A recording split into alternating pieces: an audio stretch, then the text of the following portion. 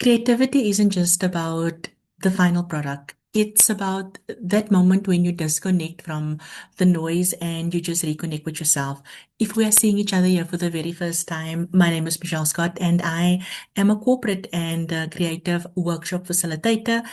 I believe everyone has an artist inside of them, just waiting for the right space to come out. Therefore, I believe that everyone is creative. That's why at the end of every month, I open up the doors to our creative circle.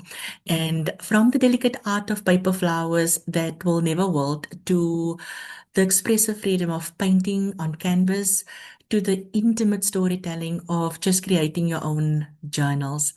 It's not about being a professional artist, it's about the experience.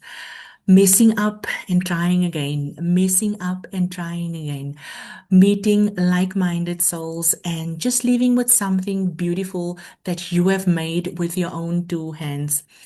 If you are ready to take a break and create something, our very next workshop is around the corner.